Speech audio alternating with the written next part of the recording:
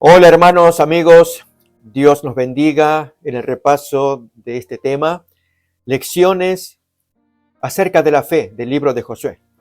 Es el estudio que estamos teniendo de la palabra de Dios, en esta ocasión el capítulo 7 y 8 también. Saben, la lección se torna sumamente interesante cuando estudiamos del Antiguo Testamento las guerras del Señor, que las hubo muchas. Es cierto que para muchos amigos y hermanos esto les causa confusión porque no entienden por qué son necesarias las guerras, el destruir pueblos aquí y allá. Esto se vio en los estudios anteriores, que detrás de todas las guerras de Dios hay un gran conflicto que se inició en el cielo.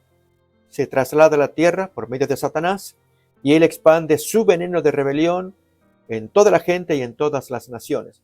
Pero ese veneno de rebelión también se expande en los corazones humanos, como en este caso estudiaremos en la lección del día de hoy, el caso de Acán.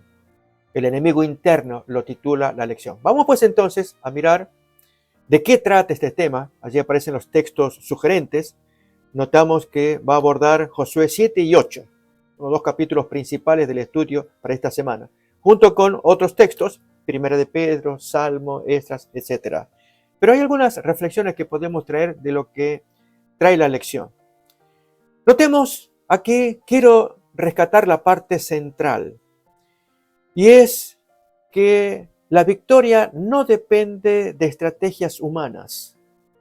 Cuando Dios invita a pelear las guerras del Señor, no son las guerras de Israel o las guerras de Josué, son las guerras de Dios. Cuando Dios ya vio que ese pueblo, este o aquel, llegó al colmo de la maldad. Acordémonos del texto principal acerca de las guerras de Dios, si queremos recordarlo, es Génesis capítulo 15, 16. En la forma en cómo Dios se expresa con Abraham. Allí le cuenta: tu descendencia estará en cautiverio 400 años y en la cuarta generación regresarán acá. Leámoslo. Y en la cuarta generación volverán acá, porque aún no ha llegado a su colmo la maldad del amorreo hasta aquí. Noten, Dios tiene su escala de valores para medir el colmo, la plenitud de la maldad. Así ocurrió con el caso de Belsasar en Daniel capítulo 5. Había llegado al colmo y por lo tanto el ministerio de la destrucción, en el caso de Belsasar. En el caso de los pueblos paganos, lo mismo. Pero ¿qué pasa cuando ese colmo llega al corazón humano?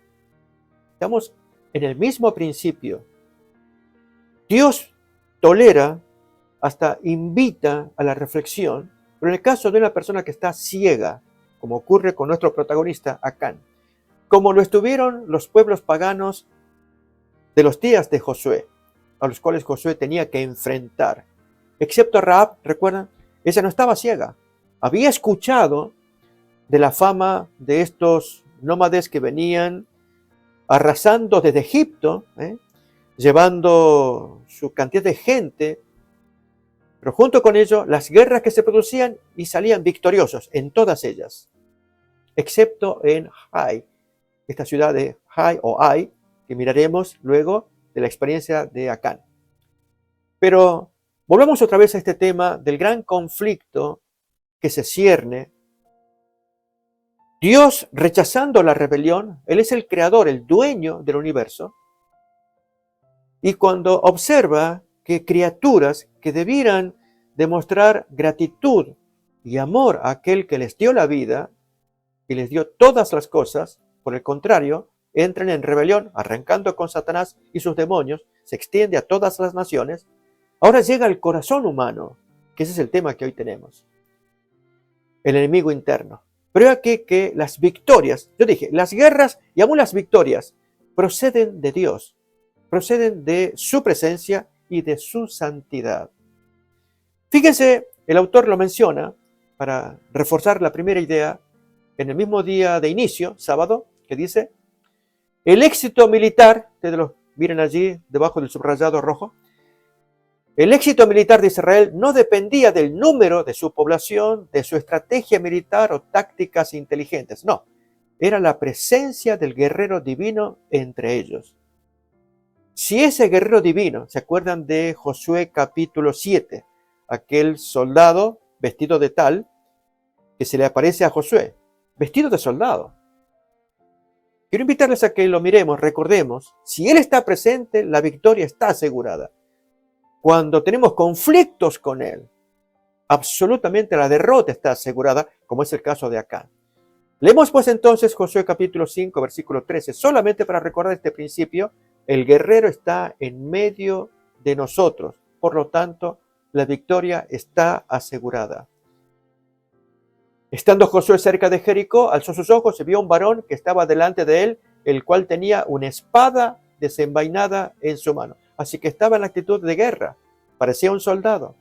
Y Josué, yendo hacia él, le pregunta, ¿eres de los nuestros o de nuestros enemigos? ¿Quién eres? Yo no te conozco. Y la visita se identifica, no, mas como príncipe del ejército de Jehová he venido ahora.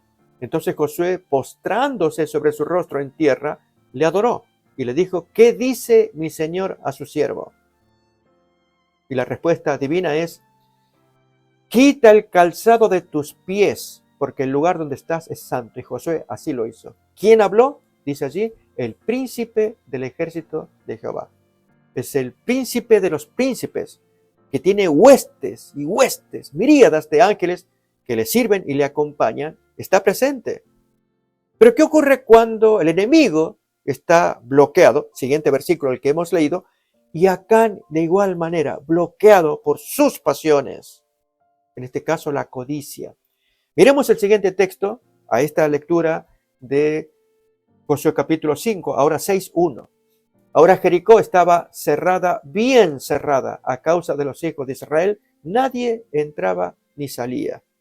Así que no querían la presencia del Creador entre ellos. Los estaba visitando en su ignorancia y en su pecado. Se habían cerrado. O mírenlo en Josué 24, versículo 11. Se enumeran las naciones involucradas con Jericó. Las 7 naciones, también en rebelión. Por lo tanto, tenían que ser destruidas. La maldad había llegado al colmo. Miremos. Pasasteis el Jordán y vinisteis a Jericó, y los moradores de Jericó pelearon contra vosotros. Los amorreos, fereceos, cananeos, eteos, gergeseos, heveos, subrayo, de allí vienen los gabaonitas. Fueron inteligentes esta gente al adelantarse y buscar cómo conciliarse con los enemigos. Y jebuseos, y yo los entregué en vuestras manos. Así, con esta pequeña introducción, miremos a este enemigo interno que cargamos cada uno de nosotros, ilustrado en el caso de Acán. Fíjense todavía más en la lección, en la introducción del día sábado, tenemos esta porción. Durante la conquista de la tierra prometida, Israel tuvo que aprender la difícil lección de que su enemigo más peligroso no estaba fuera de su campamento, sino entre las propias filas. Y especialmente, lo que viene más subrayado abajo, la obstinación de los individuos de su propio campamento en ignorar voluntariamente las instrucciones del Señor. Amigos, esta porción se torna muy importante. Quizás pueda ser la más importante del libro de Josué, porque revela que entre nosotros mismos puede estar el mismo enemigo. Nosotros, o aún un compañero, que no está santificado. Ya lo había dicho el apóstol Pablo en Romanos capítulo 7. Cuando él, hablando de sí mismo, menciona, el bien que quiero hacer no me sale, sino el mal que no quiero, eso hago. ¿Quién me librará de este cuerpo de muerte? Agrega el apóstol. ¿Recuerdan? Romanos capítulo 7. Bien, de eso trata la lección. Ahora, el punto es cómo discernir, cómo abrir la mente para descubrir que existe tal pecado en nosotros que nos ciega, aún más, que nos lleva en rebelión, quizás inconsciente o quizás involuntaria, pero va directo contra los mandamientos de Dios. Si Dios se revela dando instrucciones, ¿por qué nuestra mente se ciega? Que es el caso de Acán, especialmente cuando se le dio un día para que todo el mundo se autoexaminara. Eso nos lo cuenta el capítulo 7 de Josué. está incluido en la lección. Y sin embargo, él no lo aprovechó. Amigos, hay material de estudio y reflexión para cada uno de nosotros. Vamos pues entonces a ver en el caso de Acán qué es lo que pasó con él. Para ello, leamos el capítulo 7 de Josué. Leamos los primeros versículos. Fíjense acá la pregunta que nos hace el autor. Dos causas principales que provocaron la derrota de Israel. ¿Sí? Recuerdan que Israel había tenido una sonada victoria en el capítulo 6 con la caída de los muros de Jericó. Sin embargo, se había cometido un pecado en secreto. Nadie lo sabía, excepto el culpable. Él faltó a la voluntad de Dios. En el siguiente intento de guerra, que era la ciudad contigua de Ai, allí el pueblo fracasó miserablemente y las palabras de Josué son muy emotivas. Leamos pues Josué capítulo 7 desde los primeros versículos. Pero los hijos de Israel cometieron una prevaricación en cuanto al anatema, luego de la conquista de Jericó. Porque Acán, hijo de Carmi, hijo de Sabdi, hijo de Sera, de la tribu de Judá, tomó del anatema. Recordemos, Jerem, la palabra hebrea, significa consagrado a la destrucción, maldición. Es propiedad de Dios que tiene que ser destruido. Nadie toca aquello que es anatema. Saben, en un sentido, hasta el árbol prohibido era Jerem. Diríamos, no, si el árbol es noble. No, está consagrado. No lo toques, no te pertenece. Por supuesto, Jerem, en el sentido negativo, era consagrado a la destrucción. Era propiedad de Dios que tenía que ser destruida, quemada, en fin. En el caso del árbol prohibido del Edén, era Jerem también. No había que tocarlo, era propiedad de Dios. Y cuando uno mete mano en lo que Dios dice, no lo toques, incurre en maldición, en Jerem también. Bien, leamos pues entonces ahora lo que tenemos de Josué capítulo 7, lo que sigue. De la tribu de Judá tomó del anatema, y la ira de Jehová se encendió contra los hijos de Israel. Preguntas que nos podemos hacer. ¿Tanto Dios se molesta cuando alguien hace, como en este caso, tocar algo que era propiedad de Dios? Amigos, acordémonos de Adán y Eva, su pecado simple, dirían algunos, tanto problema por comer una fruta. No, amigos, no va por ahí. Era una fruta, bella y lo que se quiera. Pero cuando violamos un mandato de Dios, siempre acordémonos, Dios da órdenes, porque Él es el jefe, el que manda. Da órdenes porque es nuestro creador y quiere lo mejor para sus criaturas.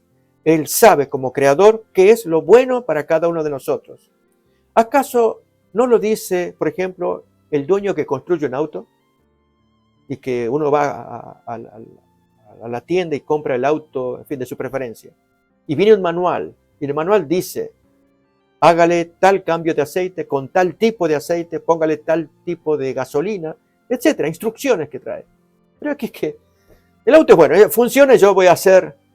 Y amigos, así le hacemos daño al auto. De hecho, hablando de este ejemplo, conocí el caso, alguien me contó el caso de alguien que no le había hecho cambio de aceite por meses. Sus parientes, sus padres le obsequiaron a esta joven el vehículo. Y ella se olvidó, no quiso, y así lo fundió. Lógicamente, lamentaba no tener más el vehículo, pero fue descuidada en atender aquello para lo cual fue hecho ese vehículo. Con Dios como creador pasa lo mismo. Y si Dios dijo, no toquen del anatema, se lo había dicho en el capítulo 6. Por eso acá el 7 nos dice, en cuanto a ello, Acán lo violó. Pero seguimos leyendo. Estamos en Josué 7, versículo 2.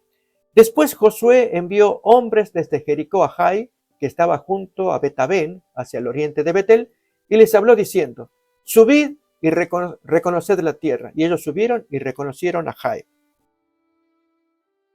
Y volviendo a Josué, le dijeron, no suba todo el pueblo. Este fue el segundo error, como bien lo presenta la lección. El primero fue que había anatema adentro, había una profunda infección.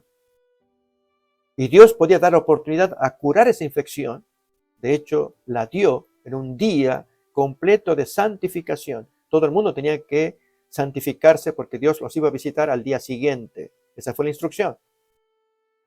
Así que ya había un gravísimo problema. Y el segundo es este que miramos acá. El no consultar a Dios. No suba todo el pueblo, sino suban como 2.000 o 3.000 hombres y tomarán a Jai, que es un pueblito pequeño. No fatigues a todo el pueblo yendo allí porque son pocos, no te preocupes, le vamos a ganar. Mis queridos amigos, si Dios no está entre nosotros, no tenemos bendición. Ya lo dijo el Salmo, vamos a leerlo, ¿les parece? Salmo 127. Los primeros versículos nos hablan sobre el tema. Qué importante es contar con la bendición de Dios. Dios siempre quiere que sus hijos le hagan caso, le escuchen y especialmente lo pongan en medio de sus planes. Miren, si Jehová no edifica la casa, en vano trabajan los que la edifican. Si Jehová no guarda la ciudad, en vano vigila la guardia. Por demás es que tú te levantes de madrugada, vayas tarde a reposar y que durante el día comas pan de dolores, porque tú no buscas a Dios y te esfuerzas muy tempranito o desde muy temprano hasta muy tarde. Durante el día estás matándote, yendo, viniendo, pan de dolores. Pero miren cómo termina. Pues que a su amado dará Dios el sueño. Todo el esfuerzo que tú hiciste se lo da al amado. Él se lleva el premio. Y uno diría, pero no es justo. Dios sabe lo que hace y nos lo revela. Pon siempre a Dios en tu camino. Consúltale. Órale a Él. Piensa en Él. Si tú atraes la presencia de Dios, si buscas esa presencia, Él envía el Espíritu Santo para guiarnos. Allí la mente se enciende. No te metas acá. No lo hagas. Sigue para acá. Y uno se siente acompañado. Amigos, ¿no buscaremos esa bendición suprema de la compañía del Espíritu Santo entre nosotros? Bien, en el caso de estos israelitas, en la forma en cómo se expresan ante Josué, lo mirábamos recién. No suba mucha gente contigo. Son pocos. Les vamos a ganar. Miremos.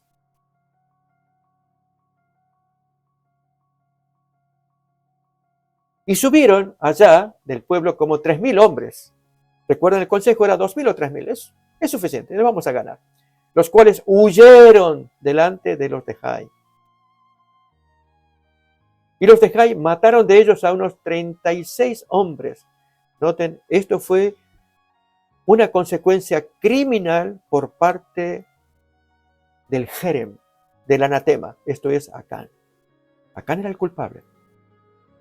Y los siguieron desde la puerta hasta Sebarim y los derrotaron en la bajada, por lo cual el corazón del pueblo desfalleció y vino a ser como agua. Entonces Josué rompió sus vestidos y se postró en tierra sobre su rostro, delante del arca de Jehová hasta caer la tarde. Él y los ancianos de Israel y echaron polvo sobre sus cabezas. Noten, estaba sumamente asustado y no era para menos. Muy grave el pecado que se había cometido de parte del culpable, del Jerem, y esta gente no lo sabía. Ahora Josué clama a Dios, pero notemos las palabras de él. Todo esto está en la lección, vamos a ir desgranando, pero vale la pena leer el texto y recordarlo. Es una verdadera joya en muchos sentidos. Una de ellas es la de Josué, cómo él está orando, pero aún buscando el nombre de Dios, la reputación de Dios. A ver, miremoslo. Y dijo Josué, ¡ay, Señor Jehová! ¿Por qué hiciste pasar este pueblo el Jordán para entregarnos en las manos de los amorreos para que nos destruyan? Ojalá nos hubiéramos quedado al otro lado del Jordán. Allí el autor de la lección hace una comparación con gente que se quejó de igual manera a Moisés. Ojalá hubiéramos quedado en Egipto. No, creo que no cabe la comparación. Ya vamos a mirar por qué. Pero fíjense el dolor que tiene Josué. Ojalá no hubiéramos atravesado del otro lado del río y ahí nos quedamos. Algo pasó. Ahora el enemigo nos va a destruir. Señor, los ángeles se durmieron. En fin, pensamientos que pueden venir a la mente. Imaginémoslo, hermanos, si nos pasara a nosotros, que teníamos mucha expectativa. Y en esto, pues, se dan vuelta las expectativas. Dios, no entiendo. Yo confiaba en esto, confiaba en lo otro. Pero el ángel se durmió, no entiendo. Sí, suele pasar. Pero amigos, la historia nos cuenta que Dios es fiel a sus promesas. Yo no te fallé, ustedes me fallaron. ¿Cómo? Piensa bien, mete allí en el fondo de tu alma, hurga, escarba, a ver si encuentras la causa que a mí me ofendió. Bien, de eso trata el tema del capítulo 7. Miremos más. Al final, cuando dice, ojalá nos hubiéramos quedado al otro lado del Jordán sin pasar el río, con esto Josué da a entender como que hubiera habido mayor examen antes de cruzar el río Jordán, aún incluso antes de atacar a Jericó. Algo pasó. Pero las palabras que vienen a continuación de parte de Josué son muy hermosas. Él está buscando la buena reputación del Señor, igual que Moisés. En este sentido es un fiel discípulo de Moisés. ¿Dónde va a quedar tu santo nombre si los destruyes a todos? Recuerda que esto fue lo que Moisés le dijo a Dios cuando él planeaba destruirlos a todos. Y en este caso, Josué dice algo similar. Señor, tu nombre, si esta gente nos ataca y nos destruye, nos destruirán, pero tu nombre. Y eso le pesaba. Y hermanos, amigos, esto nos tiene que pesar a nosotros también. Dios ama sobremanera a aquel hijo maduro que piensa en el honor de Dios más que en su beneficio personal. ¿No le llamamos acaso hijos maduros a aquellos que se interesan por sus padres? El papá que viene del trabajo cansado allí y está el pequeñito. Papi, ¿me trajiste el PlayStation? ¿Te acordaste? Ay, hijo, no, ya te lo viste otra vez, yo te dije. Pero está el hermano mayor. Oh, papi, ¿cómo estás, hijo? Bien, hijo, bien. Mira acá, te traigo las pantuflas. Y aquí ya está el diario, tenlo y ahora ya mamá termina de preparar una comida, así tú puedes comer. ¿Cómo sentimos a un hijo y al otro? Bien, con Dios no es muy diferente. Fíjense este texto de madurez que expresa Josué. ¡Ay, Señor! ¿Qué diré ya que Israel ha vuelto a la espalda delante de sus enemigos? El que viene. Porque los cananeos y todos los moradores de la tierra oirán, nos rodearán, borrarán nuestro nombre de sobre la tierra, y entonces, ¿qué harás tú a tu gran nombre? Nota, esa era la preocupación de Josué. Esta gente nos hace desaparecer de la tierra. Bien, llegó nuestro turno. Tendremos que morir. ¿Y qué haces tú con tu nombre? Eso no lo podemos tolerar. Tu nombre ha sido nuestro sostén. La gente nos miraba creyendo que teníamos un Dios poderoso que nos podía cuidar, proteger, guiar. Y confiamos en ese Dios.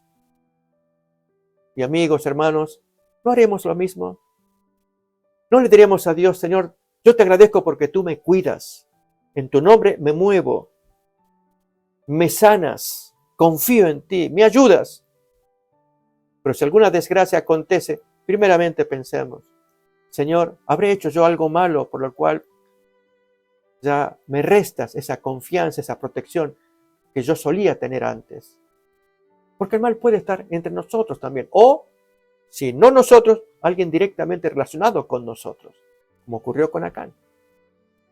Miremos más todavía en el caso de esta gente. Seguimos leyendo el texto bíblico y especialmente lo que Dios va a hacer, la respuesta que da para atender esta emergencia.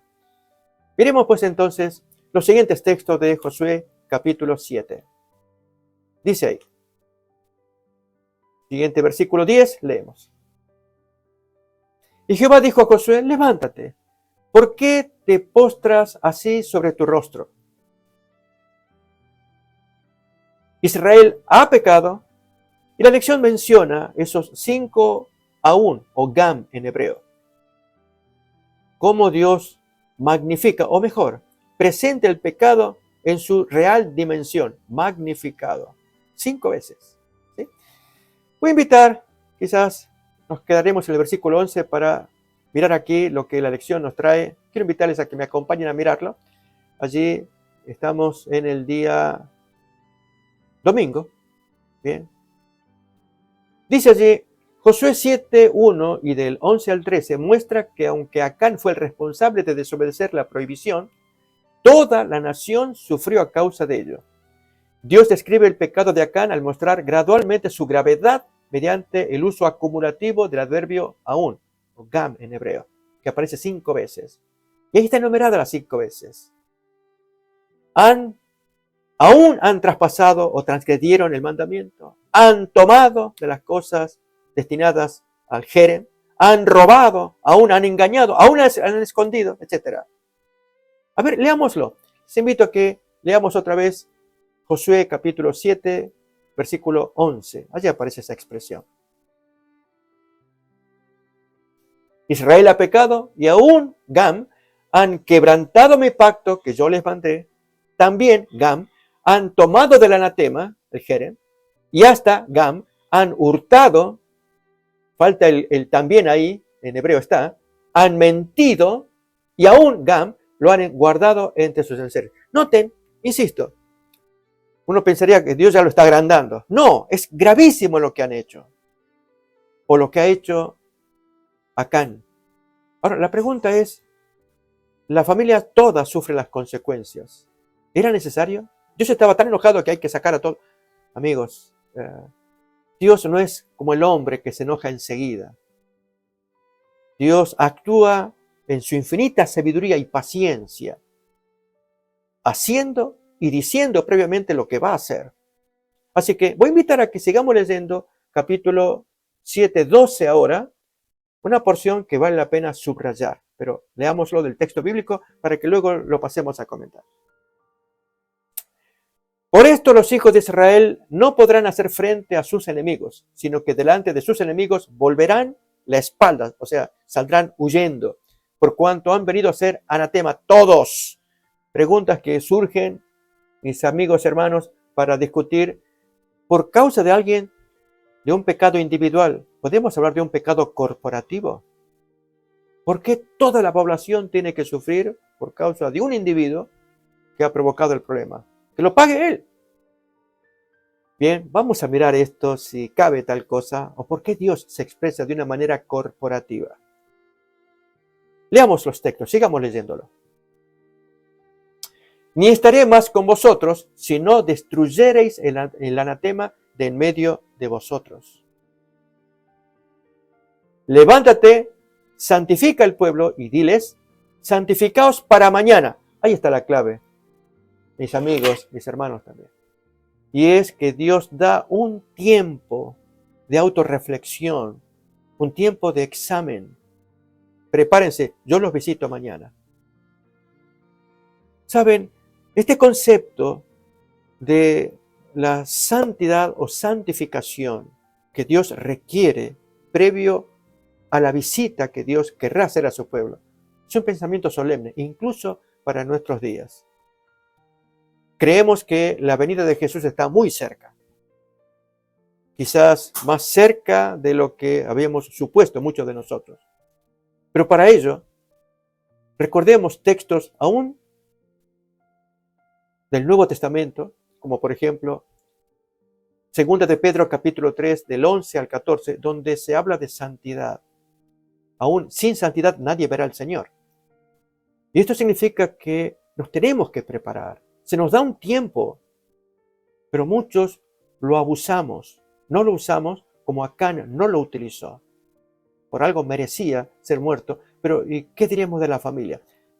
La historia la conocemos, solamente estamos extrayendo lo esencial para nuestra edificación. Leamos pues 2 de Pedro capítulo 3, 11 en adelante. Puesto que todas estas cosas han de ser deshechas, ¿cómo no debéis vosotros andar en santa y piadosa manera de vivir? Esperando y apresurando la venida del día de Dios. Hay traducciones que lo ponen en forma transitiva, acelerando o apresurando la venida del día de Dios. Es la forma correcta de leerlo. En el cual los cielos, encendiéndose, serán deshechos y los elementos, siendo quemados, se fundirán. Pero nosotros esperamos, según sus promesas, cielos nuevos y tierra nueva en los cuales mora la justicia. Y mientras esperamos, de acuerdo a esas promesas, ¿qué hay que hacer? ¿Qué tenemos que hacer? Se nos da un tiempo de gracia que tenemos actualmente en que Dios nos dice, si están esperando, según mis promesas, este es el comportamiento que tienen que hacer. Siguiente versículo.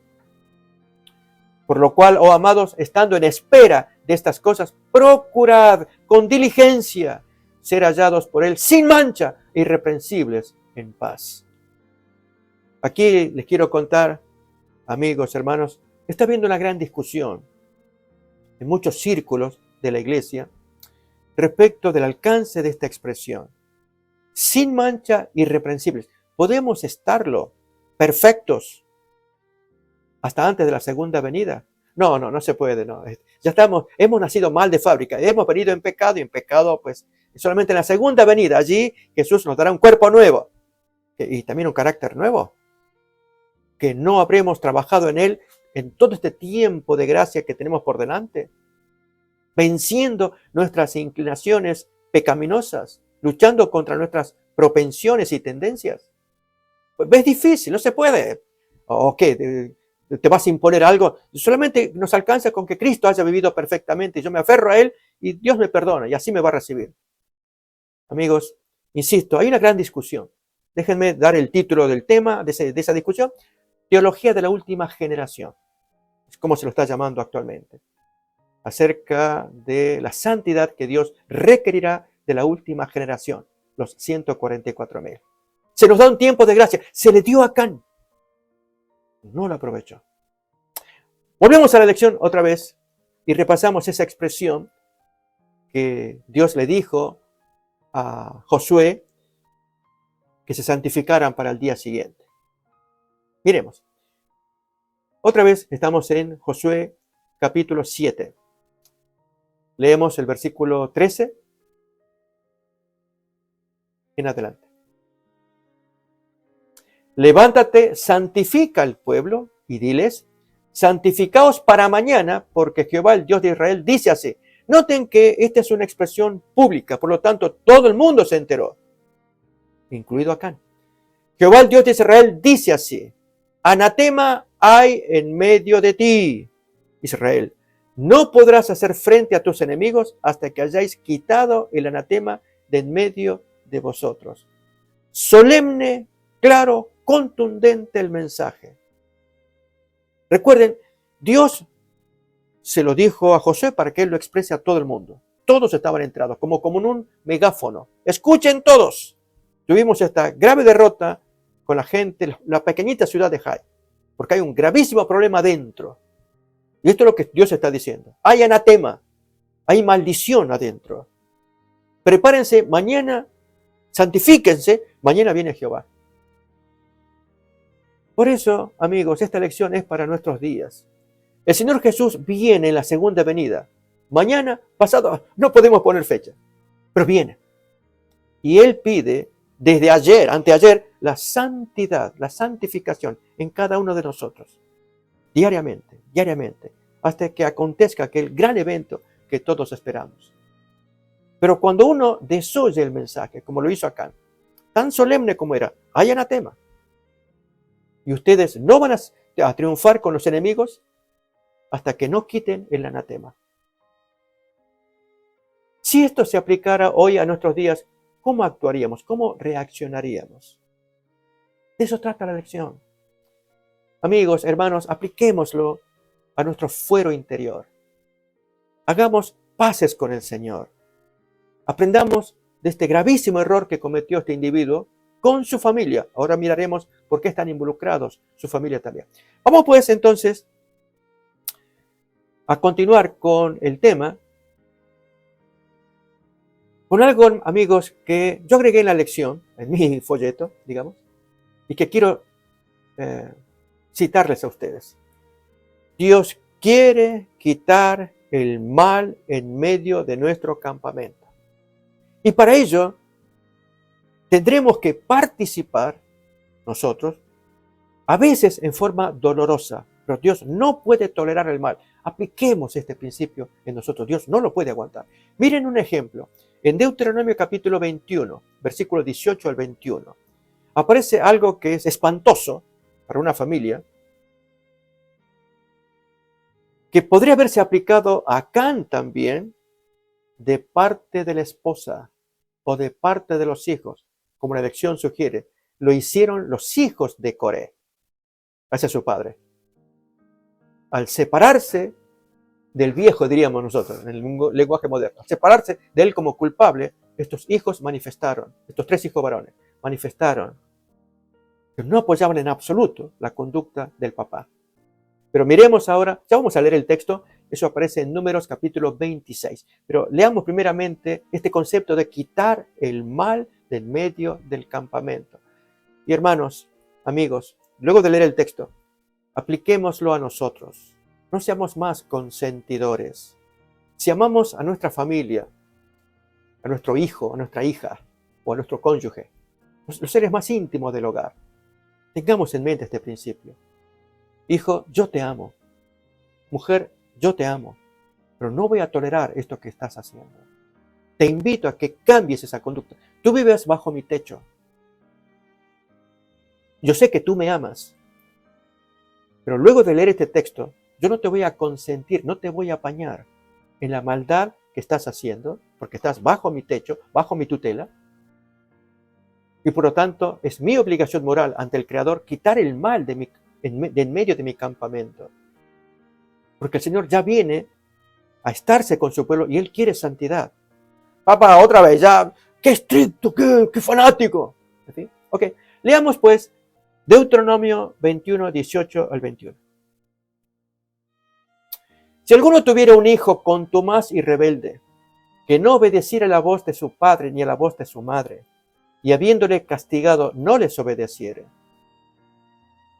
entonces lo tomarán su padre y su madre, y lo sacarán ante los ancianos de su ciudad, y a la puerta del lugar donde viva, y dirán a los ancianos de la ciudad: este nuestro hijo es contumaz y rebelde, no obedece a nuestra voz, es glotón y borracho.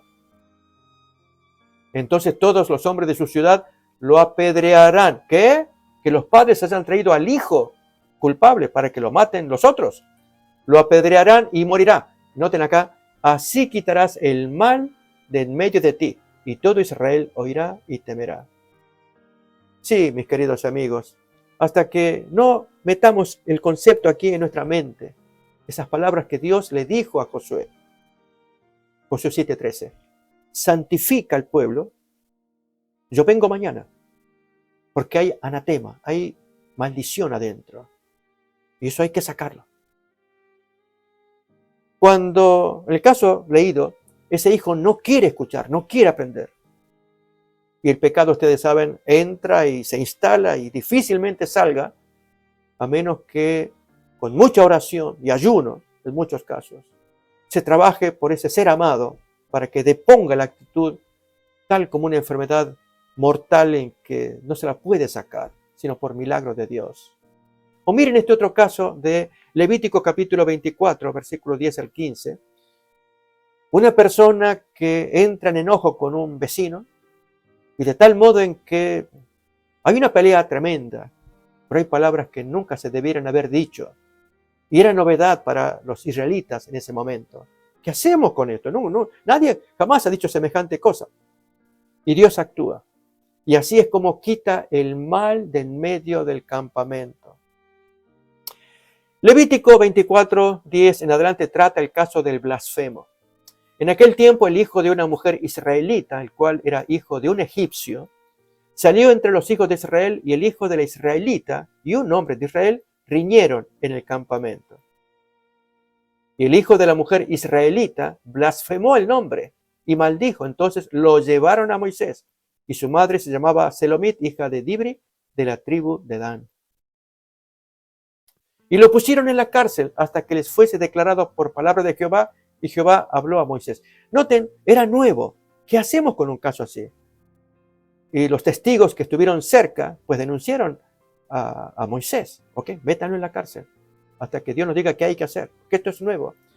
Dios quiere eso, amigos, que no encubramos. Saben, a veces cometemos ese error. cuando estamos allí como queriendo encubrir alguna situación. No. A veces se da el pecado aún en el seno de nuestra familia. Y cuando tenemos que actuar, Dios quiere que actuemos. Para beneficio de la gente, del honor de Dios y aún de nosotros. Quitar el mal de en medio de nosotros. Duele, pero actuemos para que no llegue a semejante gravedad esta enfermedad. Bien, miremos la respuesta de Dios en los siguientes versículos. Recordemos Levítico 24. Saca al blasfemo fuera del campamento y todos los que le oyeron, los que fueron testigos, pongan sus manos sobre la cabeza de él. Significa que esto no es un apedreamiento libre. No. Hay gente que fue testigo. Pongan la mano sobre él. Con eso le están diciendo, yo fui testigo, yo escuché y ahora mi mano te acusa por lo que hiciste. Fue muy grave lo que hiciste. Ofendiste nuestros oídos. Y apedréelo toda la congregación. Y a los hijos de Israel hablarás diciendo, cualquiera que maldijere a su creador, a su Dios, llevará su iniquidad. Qué bonito, hermanos, pensar que en el Nuevo Testamento Jesús dice que se le perdona toda blasfemia, incluso toda palabra contra el Hijo de Dios. Allí en Mateo capítulo 12. Pero la blasfemia contra el Espíritu Santo no se le va a perdonar. Hasta que llegara el sustituto, había sacrificios de por medio. Y este individuo, pues acaso pidió perdón, se arrodilló, perdón. No, estaba con todas las emociones encima del enojo que tenía contra ese vecino contra el cual había peleado. Y se le escapó la mala palabra, decimos hoy. Pero ofendió al resto de gente. No se ve en él actitud de perdón. Amigos, eso es muy importante. ¿No pasó eso con David? ¿Nos acordamos? Allí en el segundo libro de Samuel, cuando después de haber cometido su pecado con Betsabé y aparece Natán y le cuenta el relato ficticio del caminante que llega a un domicilio y este dueño no tiene mejor idea que robarle la cordera al vecino para prepararle un asado en lugar de sacar de sus propios animales. Ahí le robó, le mató al animal. Y David creyó la historia. ¿Quién hizo eso? ¡Que lo pague! Y Natán que dice, tú eres ese hombre. ¿Recuerdan? Preciosa historia del segundo libro de Samuel. Inmediatamente David cayó de bruces, de rodillas. Perdón. Y luego escribe el Salmo 51. Dios quiere ver eso. A ver, amigos, repasemos el texto en segundo libro de Samuel. Entonces se encendió el furor de David en gran manera contra aquel hombre y dijo a Natán, el profeta, vive Jehová que el que hizo tal cosa es digno de muerte, después de escuchar ese relato ficticio. Y debe pagar la cordera con 4 tantos porque hizo tal maldad y no tuvo misericordia. Entonces dijo Natán a David, tú eres ese hombre. Así ha dicho Jehová, Dios de Israel, yo te ungí por rey sobre Israel y te libré de la mano de Saúl. Y el resto, amigos, que ya conocemos, historia preciosa. ¿Sí? Dios quiere la inmediata humillación, que toque el corazón. Saben, cuando escuchamos sermones, exhortaciones, tenemos lecturas bíblicas, en fin, ustedes y yo llevamos una vida espiritual. Abrámonos, dejemos que la influencia del Espíritu Santo pegue en el corazón. Y si luego de escuchar el sermón, la lección, una lectura, hasta una música, y uno siente tocado acá, confíese el pecado, reconózcalo. No cierre su corazón, no diga, no, me están tocando la moral, no, yo no voy a permitir. Yo soy fuerte, a mí no me tocan. No, amigos, no. Inmediatamente, allí, Señor, está bien, acepto tu mensaje, veré cómo lo puedo arreglar. Porque de lo que acabo de escuchar, entiendo, tengo que repararlo. Eso, amigos, no lo hizo Acán. No lo hizo el blasfemo, la historia que estábamos leyendo. Que se hubiera hecho, como lo hizo David, ¿acaso no habría recibido misericordia? O miremos otro ejemplo en Números capítulo 15, versículo 30. Cuando hay que quitar el mal, el jerem del campamento, y hay testigos que lo han visto. Dios quiere un campamento limpio. Y por lo tanto, tu conducta, mi conducta, influye, afecta el campamento. No podemos decir, está bien, cometo un pecado, pero ¿por qué me hacen culpable a mí de desgracias ajenas? Vivimos en un campamento, los hermanos, nos estamos preparando y tu influencia, mi influencia puede afectar. Por lo tanto, estas lecciones nos tienen que ayudar a poner freno a nuestra naturaleza libertina a veces, que queremos hacer lo que sentimos. Y yo voy a decir, hago y digo lo que yo siento. Amigos, pensemos bien. Dios nos está preparando, quiere que nos santifiquemos. La venida de Cristo se aproxima. Mírenlo en Números 15, versículo 30 en adelante. La experiencia que pasó con este violador del sábado. Mas la persona que hiciere soberbia, o algo con soberbia, así el natural como el extranjero, ultraja a Jehová. Esa persona será cortada de en medio de su pueblo. Como dice, algo con soberbia. Bueno, a continuación se nos cuenta esta experiencia.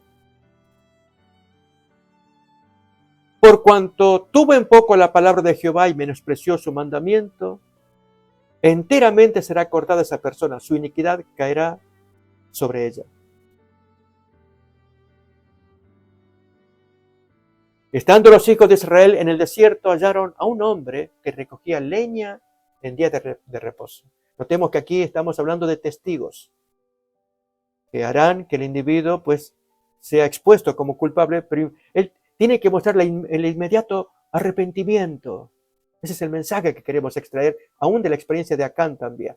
Continuamos. Y los que le hallaron recogiendo leña, lo trajeron a Moisés y a Aarón y a toda la congregación.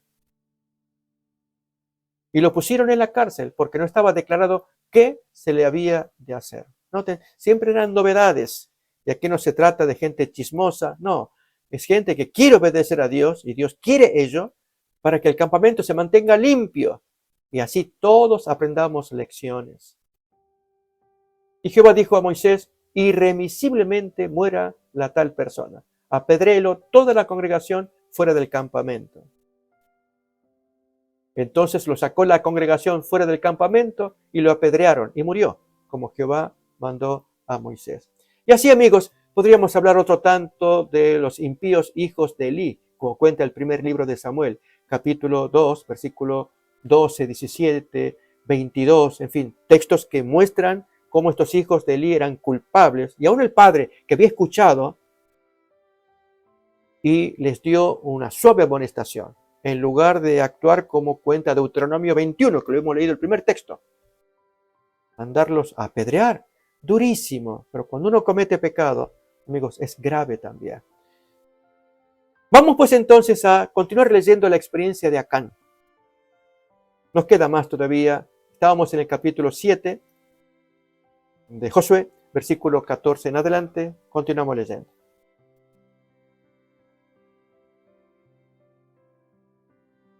Os acercaréis pues mañana por vuestras tribus, y la tribu que Jehová tomare se acercará por sus familias, y la familia que Jehová tomare se acercará por sus casas, y la casa que Jehová tomare se acercará por los varones.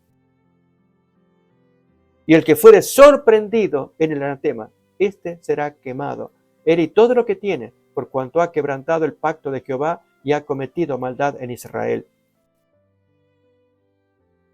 Josué, pues, levantándose de mañana, y ya conocemos, amigos, el resto de la historia. Preguntas que surgen es, ¿qué pasó con la familia de Acán? ¿Por qué tuvieron que ser todos castigados? Notemos que en la descripción que Acán da, porque luego de lo que se nos cuenta acá en estos textos, dice Josué, hijo mío, ven acá, cuéntame qué hiciste.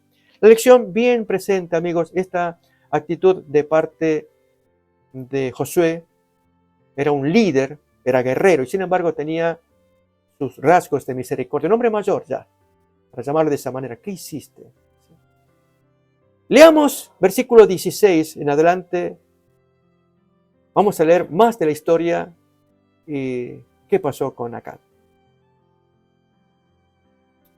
Josué, pues, levantándose de mañana, hizo acercar a Israel por sus tribus y fue tomada la tribu de Judá. Esto nosotros ya lo miramos. Versículo 19 y 20. Entonces Josué dijo a Acán: hijo mío, da gloria a Jehová, el Dios de Israel, y dale alabanza. Y declárame ahora qué es lo que has hecho. No me lo encubras. Ya fuiste expuesto. Tuvo un día para el autoexamen, no lo aprovechó. Pero las palabras de Acán lo culpabilizan más. Verdaderamente yo he pecado contra Jehová, el Dios de Israel, y así he hecho. Su admisión es tardía, ya no sirve. Si hubiera sido hecha antes, durante esas horas, las 24 horas que Dios había dado para que todo el mundo se santificara, y él hubiera pedido una entrevista personal, privada, con Josué. Josué, estoy metido en problemas, soy yo el culpable. Y te digo más, yo no, me siento mal porque murieron 36 hombres por mi culpa. Yo cometí el error. ¿Qué puedo hacer para repararlo? Si hubiera actuado de esa manera, amigos, aprovechemos el tiempo de gracia que hoy tenemos. Conservamos pecados ocultos y esperaremos hasta último momento, ya cuando venga allí por el cuello la soga y confesaremos. ¿Para qué? Porque estamos perdidos y creemos que con eso tendremos algo de misericordia de Dios. La misericordia es ahora.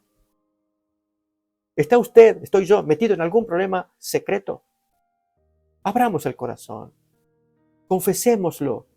Confesémoslo ante el amigo, el pariente, el ser amado, con quienes tengamos que reconocer nuestra culpa, el error grave que hemos cometido.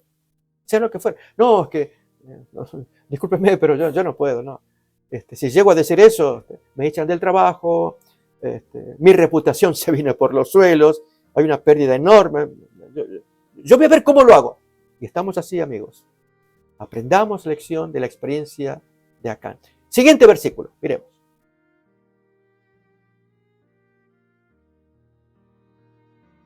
Pues vi entre los despojos un manto babilónico muy bueno, y 200 siclos de plata, y un lingote de oro de peso de 50 siclos, lo cual codicié y tomé. He aquí que está escondido bajo tierra en medio de mi tienda, y el dinero debajo de ello. Saben, amigos, aquí hay asuntos interesantes que la lección lo trae con respecto a los verbos que ahí se utilizan. Muy bueno, me parece muy interesante. Es el caso de, esto va a aparecer, quiero presentárselos a ustedes. Lo miramos acá, día martes, ahí lo tenemos. Las palabras de Acán en Josué 7:21 recuerdan la caída de Adán y Eva. Y efectivamente las palabras usadas, los verbos en hebreo usados son los mismos. Vio, Eva vio, Ra en hebreo, y lo mismo también Acán. Él vio, Ra, un botín tremendo, el lingote de oro, etc. En el caso de Eva, luego Hamad, se fue deseable, y finalmente la Kaj, que lo tomó. Exactamente pasó lo mismo con Acán. Ahí esta parte recomiendo porque efectivamente son los mismos verbos en ambos casos, Eva y Acán.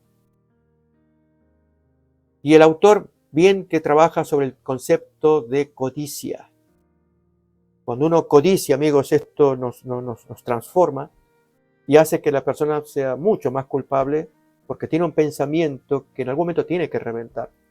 Acordémonos consejos saludables como el que Pablo dio. En todo y por todo estoy enseñado, tanto para vivir en abundancia como para estar en escasez. Aprendamos a vivir conformes. ¿Cuántas veces codiciando lo que el otro tiene? Yo no lo tengo, ¿por qué no lo voy a tener? Y creemos que al tenerlo se satisface una necesidad. En verdad, es un apetito que tenemos que controlar. Aún más, aquella persona que ejerce autocontrol y se conforma con lo que tiene, aprendió que, como dijera Pablo, con tener comida y bebida, nuestro sustento es suficiente, porque está enseñado. Dios quiere que aprendamos esa lección. Miremoslo como lo expresa Filipenses. No lo digo porque tenga escasez, pues he aprendido a contentarme cualquiera sea mi situación. Sé vivir humildemente, sé tener abundancia. En todo y por todo estoy enseñado. Así para estar saciado como para tener hambre. Así para tener abundancia como para padecer necesidad.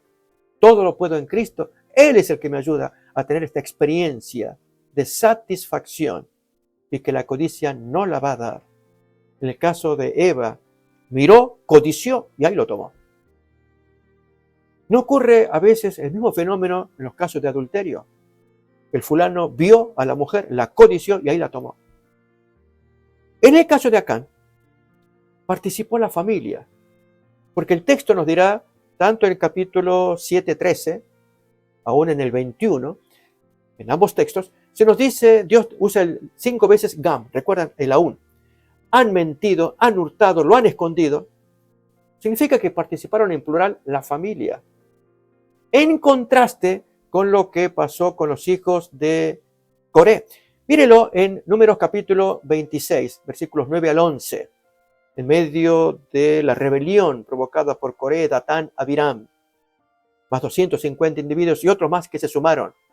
¿A dónde fueron a parar los familiares de Coré? Mírelo. Y los hijos de Eliab fueron Nemuel, Datán y Abiram. Estos, Datán y Abiram, fueron los del consejo de la congregación que se rebelaron contra Moisés y Aarón con el grupo de Coré, cuando se rebelaron contra Jehová. Y la tierra abrió su boca y los tragó a ellos y a Coré, cuando aquel grupo murió, cuando consumió el fuego a 250 varones para servir de escarmiento. Mas los hijos de Coré no murieron. Queridos amigos, enseñemos a nuestra familia siempre.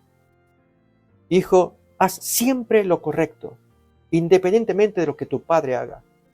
Aún más, si tu padre se desvía, inmediatamente le llama la atención. Padre, ahí te vas solo, yo no te acompaño. ¿Pero cómo no me vas a acompañar? Este es un negocio que lo tenemos que hacer entre los dos.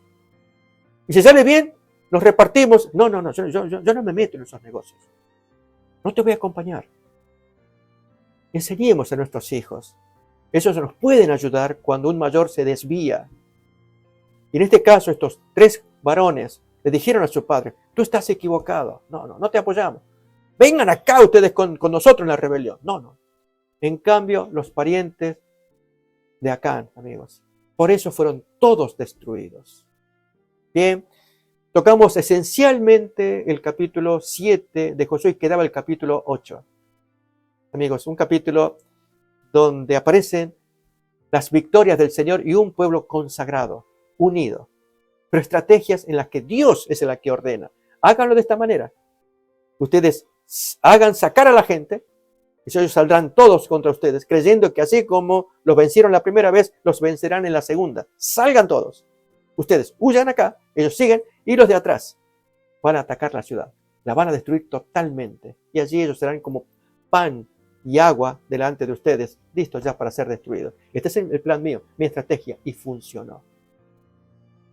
Mis queridos amigos, Dios nos ha dado una preciosa lección en Josué capítulo 7 para nuestros días, la santidad requerida antes de la visita del Señor. ¿La aplicaremos? Es mi ánimo que el estudio de esta semana sea muy rico para aquellos que quieren conocer más sobre Dios, su santidad y nuestro deber de prepararnos adecuadamente para enfrentarlo en el día del Señor, en la segunda venida. Que Dios los bendiga.